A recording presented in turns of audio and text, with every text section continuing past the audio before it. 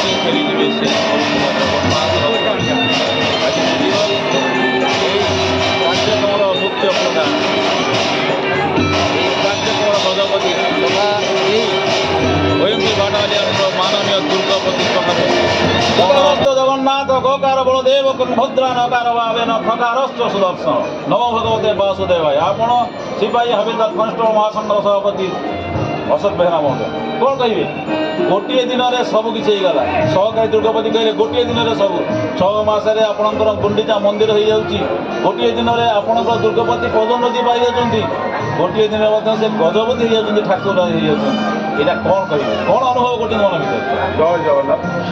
आम विगत दिन है बहुत वर्ष है जगन्नाथ मंदिर 25 वर्ष है ये बटालियन होता महाप्रभु चिंता कले 25 वर्ष है मुझे गोटे जगह रही गोटे बटालियन बुली देखे तेणु महाप्रभु के आशीर्वाद है मान्यवर दुर्गपति आशीर्वाद हवा संगे संगे फोर्स कर्मचारी और समस्त कर्मचारी आशीर्वाद है जे समस्ते निर्देश है आमको ये अनुताप कलु जे भगवान महाप्रभु बटालियन बुलापी चाहते मान्यवर दुर्गपति महोदय और सहकारी दुर्गपति बटालियन समस्त कर्मचारी अप्राण चेष्टा सत्वे 6 मास भितर आमर गुंडीचा मंदिर हवा संगे संगे रथ होती आमर दुर्गपति महोदय यज्ञ चली यज्ञ पर रथ आरंभ है से दिन आमर नूतन खबर आसला ଯେ ସାର୍ଙ୍କର ପ୍ରମୋସନ୍ ହେଇଛି। ଆମେ ବଟାଲିୟନ ପୁରା ଖୁସି।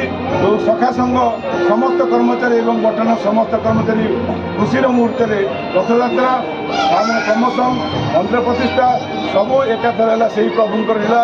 ଏମିତି ଲୀଳା ଲାଗିଥାଉ, ଏଇ ଲୀଳା ଏମିତି ଲାଗି ରହୁ ଏବଂ ଆମେ এইটা সমস্ত কর্মচারী এবং বটালিয়ন সমস্তে চিন্তা করছু এবং করুছু খুশিরে অছু যে মাননীয় দুর্গাপতি মহাশয়ଙ୍କର অবসর জীবন খুশিরে রহু এবং ସାର୍ ଏମିତି ଆମକୁ ସମସ୍ତଙ୍କୁ ସାହାଯ୍ୟ କରୁଥାନ୍ତୁ। ଆମେ ସାର୍ଙ୍କ ପାଖରେ ଅଛୁ।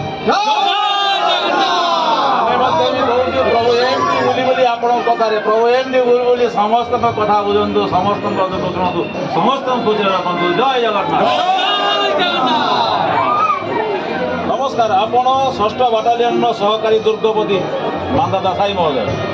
କାଲି 25 ବର୍ଷର ପ୍ରତୀକ୍ଷାର ଅନ୍ତ ଘଟିଛି, ରଥ ଗଡ଼ିଛି। ଆପଣଙ୍କର ଦୁର୍ଗପତି ଯିଏକି କାଲି ପଦୋନ୍ନତି ମଧ୍ୟ ପାଇଛନ୍ତି, କ'ଣ କହିବେ? ଅନୁଭବ ମନ ଭିତରେ କେମିତି ଲାଗୁଛି? ଜୟ ଜଗନ୍ନାଥ। ସର୍ବପ୍ରଥମେ ଆପଣମାନଙ୍କୁ ସମସ୍ତଙ୍କୁ ନମସ୍କାର। ପ୍ରକୃତରେ ପ୍ରଭୁଙ୍କର ଆଶୀର୍ବାଦ ନଥିଲେ କେଉଁଠି ସଫଳ ହୋଇପାରିନଥାନ୍ତା। ବହୁତ କମ୍ ଦିନ ଭିତରେ ଆମର ବାଟାଲିୟନର ସମସ୍ତ କର୍ମଚାରୀ ସମସ୍ତେ ଆଶା କରୁଥିଲୁ କେମିତି ଗୋଟେ ଗୁଣ୍ଡିଚା ମନ୍ଦିର ପ୍ରତିଷ୍ଠା କରିବୁ।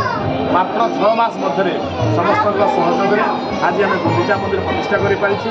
ଆଉ ଏଇ ବର୍ଷ ବି ନୂଆ କରି ଆମେ ନବକଳେବର ହେଲା ଭଳି ଆମର ରଥ ବି କରିପାରିଛେ। ଆଉ ରଥ ହେଲା ଦିନ ବି ଆମ କମାଣ୍ଡେଣ୍ଟ ସାର୍ ତାଙ୍କ ପ୍ରମୋସନ୍ ପାଇଛନ୍ତି। ପ୍ରକୃତି ଜଗନ୍ନାଥଙ୍କ ଲୀଳା, ଏହା କିଛି ନୁହେଁ। ଏଇ 6 ମାସ ଭିତରେ ବାଟାଲିୟନର ସମସ୍ତ କର୍ମଚାରୀ ଜଗନ୍ନାଥଙ୍କର ମହିମା, ନିହାତି ଜଗନ୍ନାଥ କୃପା। କାହିଁକିନା ଗୋଟିଏ ଦିନରେ ଗୋଟିଏ ଅର୍ଡ଼ର ଆସିବ, ସାହେବ ସେଦିନ ପ୍ରମୋସନ୍ ନେବେ, ପୁଣି ରଥ ଭିଡ଼ିବେ, ଗୁଣ୍ଡିଚାର ଗଜପତି ହେଇକି ଏଇଠି ପୁଣି ନବକଳେବର ରଥ ଆସିବେ। ପ୍ରଭୁଙ୍କ କୃପାରେ କିଛି ନୁହେଁ।